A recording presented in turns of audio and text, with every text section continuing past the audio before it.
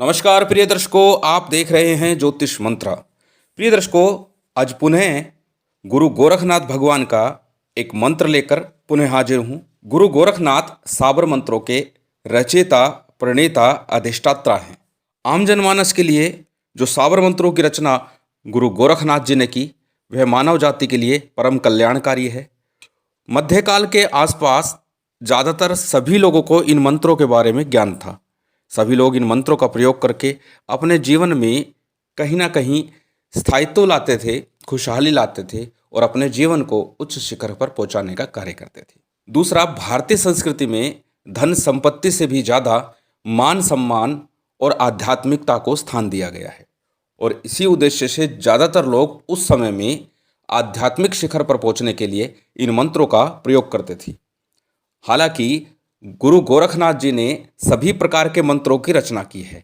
सभी देवी देवताओं के निमित्त भी मंत्र लिखे हैं, मंत्र दिए हैं और साथ ही साथ गृहस्थ में काम आने वाले मंत्र भी बाबा गोरखनाथ ने दिए हुए हैं। चाहे वो धन प्राप्ति का हो, शत्रु के नाश का हो या फिर घर में परिवार में प्यार प्रेम को बढ़ाने के लिए हो, समाज में मान सम्मान पाने के लिए हो, हर प्रकार के मंत्रों की रचना गुरु गोरखनाथ जी ने की हुई है और अनेकों अनेक मंत्र मैं उनके द्वारा दिए गए आप लोगों तक पहुंचा चुका हूं, पूर्ण विधि विधान के साथ। विधि विधान साबर मंत्रों में बहुत अधिक नहीं होता।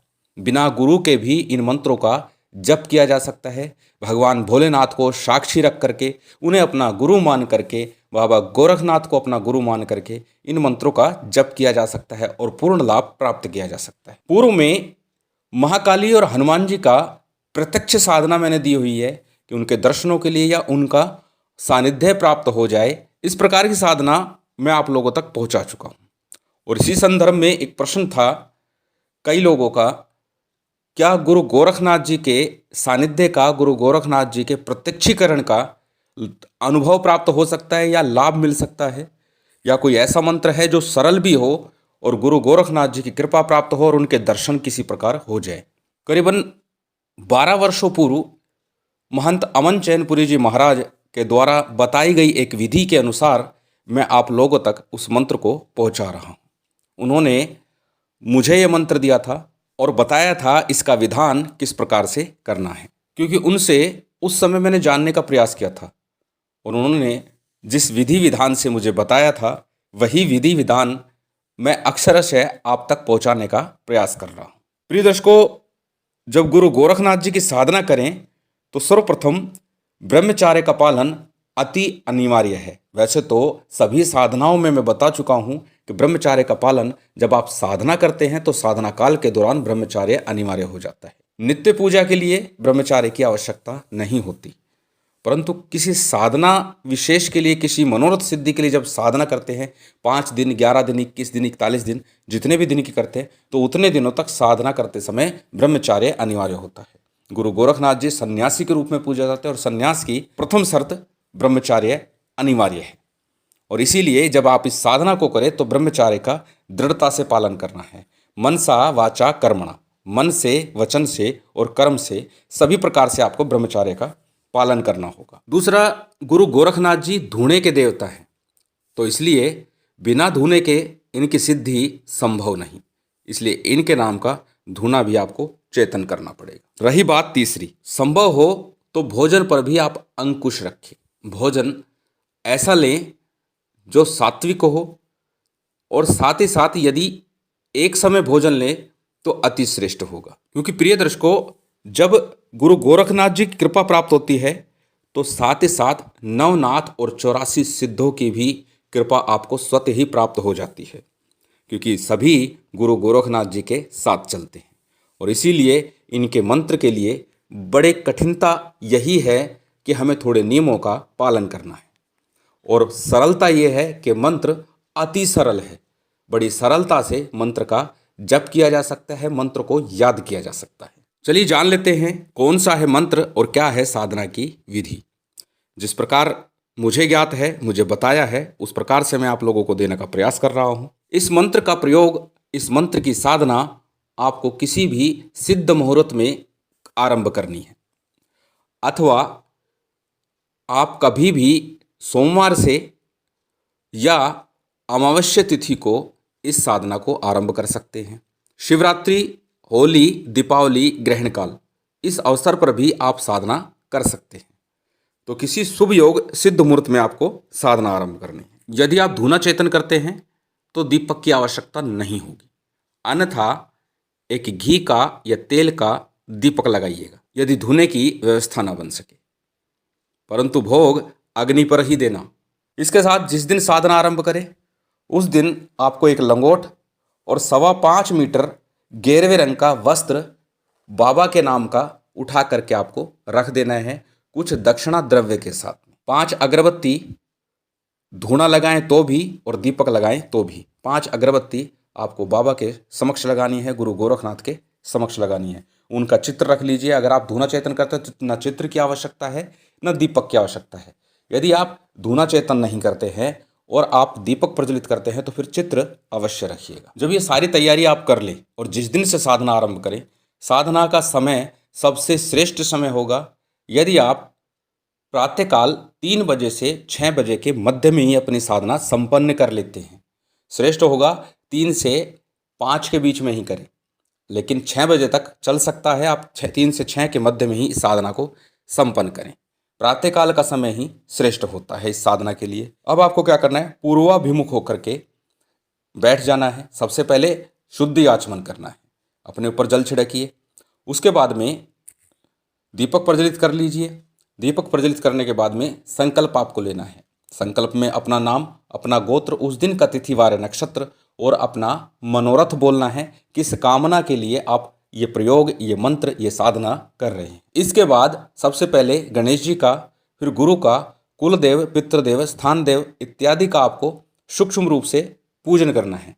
ये पहले दिन की विधि है। उसके बाद नित्य प्रति गुरु गणेश का ध्यान करके आप सीधे जप पर चले जा सकते हैं। जब सभी का पूजन आप संपन्न कर लें, उसके पश्चात में सबसे पहले गणेश मंत्र की, उसके बाद गुरु मंत्र की, यदि गुरु नहीं है तो भगवान शिव का 11-11 या 21-21 बार कम से कम आपने मंत्र बोलना है, या एक माला कर लीजिए। और उसके बाद गुरु गोरखनाथ के मूल मंत्र का जप आरंभ करना है। अब जप कितना करना है वो आपकी साधना पर निर्भर करता है। यदि आप 11 दिन की साधना करते हैं तो नित्य प्रति आपको 21 माला का जप करना है। यदि आप 21 दिन की साधना करते हैं फिर आपको 11 माला का जप नित्य प्रति करना है। अब आप पर निर्भर है कि 11 दिन की साधना करेंगे या 21 दिन की साधना करेंगे, लेकिन इतना निश्चित है, इतना करने से निश्चित ही गुरु गोरखनाथ जी की कृपा आपको प्राप्त हो। मंत्र आप नोट कर लीजिए, स्क्रीन पर ये मंत्र आपके समक्ष है। छोटा सा सरल मंत्र है, ओम शिव गोरक्षनाथाय नमः। ओम शिव गोरक्षनाथाय नमः। छोटा सा सरल मंत्र, इतना सा मंत्र है। अब मंत्र को देखकर मन में संशय ना पालिएगा, क्योंकि कई बार हमारे मन में, हमारे मस्तिष्क में विचार आता है कि इतना सा मंत्र क्या करेगा, परंतु मैंने बताया, जैसा उन महाराज जी ने मुझे बताया वैसे ही बता रहा हूँ। अब इस मंत्र का जप किस प्रकार करना है, सबसे पहले आपको प्राणायाम करना है 11 बार। अब प्राणायाम पूर्व में मैं बता चुका हूँ। सबसे पहले लंबा सांस लीजिए, कुछ क्षण उसे रोकिए और फिर उसके बाद ओम की ध्वनि कहते हुए श्वास को बाहर निकाल दिए। 11 बार आपको ऐसे करना है। और यदि इस मंत्र का पूर्ण जप ही आप इसी विधि से करेंगे, जैसे ओम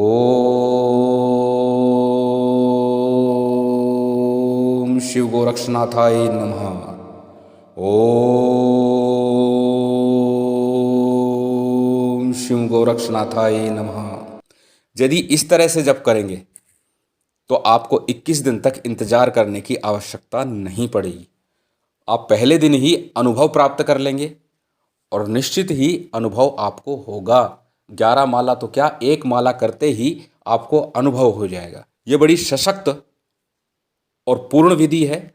निश्चित ही इस प्रकार से मंत्र की सिद्धि होती है। पिछले वर्ष एक साधक को मैंने बताया था, अनेकों जगह भटकने के बाद उसे कुछ भी प्राप्त नहीं हो रहा था। तब मैंने उसे ओम नमः शिवाय मंत्र के लिए इस प्रकार से करने को कहा था कि ओम नमः शिवाय मंत्र का इस प्रकार से जप आरंभ करो।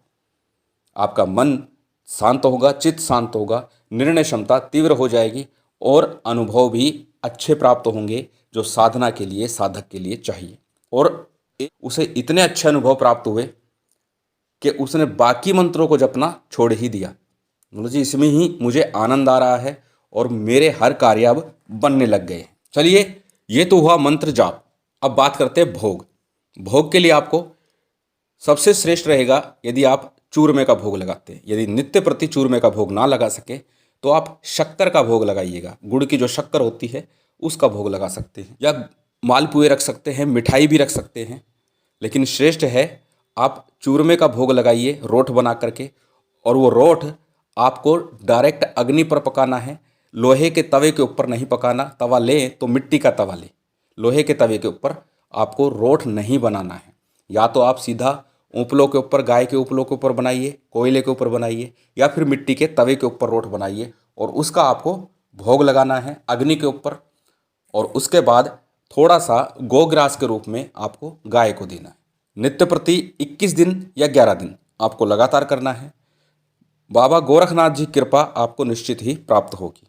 और संभव है सौपन में या प्रत्यक्ष रूप से, क्योंकि अभी तक बहुत से लोगों को अपने अपने अनुभव प्राप्त हुए हैं, प्रत्यक्ष भी और सौपन में भी बाबा गोरखनाथ जी के दर्शन प्राप्त होते हैं, निश्चित है।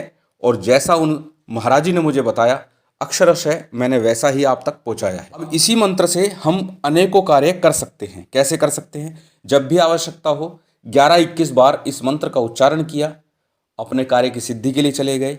भभूत पढ़ करके किसी मरीज के लिए दे दी, ओपरी पराई का हो, वैसे बीमार हो, सभी के लिए काम करती है। किसी को वशीभूत करना है तब भी इस मंत्र से भभूत पढ़कर दी जाती है। जल को पढ़ करके भी दे दिया जाता है, बशर्ते आपके मंत्र की सिद्धि प्रबल हो। और जब सिद्धि प्राप्त होती है तो मंत्र स्वतः चलने लगता है, मानस मन में अपने आप चलने लगता है, गूंजने लगता है। खाली बैठते ही थोड़ी देर भी समय लगता है तो अपने आप ही मंत्र जाप शुरू हो जाते हैं। ये सिद्धि का पहला लक्षण है कि आपके अंदर सिद्धि जागृत हो रही है। साधना विधान मैं आपको दे चुका हूँ। गुरु गोरखनाथ जी की कृपा आपको प्राप्त हो, यही कामना है। और शीघ्र इस साधना से आपको लाभ मिले। उम्मीद करता हूँ ये जानकारी, ये वीडियो आपको अच्छी लगी होगी। यदि अच्छी लगी हो तो कृपया लाइक कीजिएगा, शेयर कीजिएगा। यदि चैनल पर नए हैं तो सब्सक्राइब कर बेल आइकन बटन दबा दीजिएगा। जय माता दी, जय श्री राम।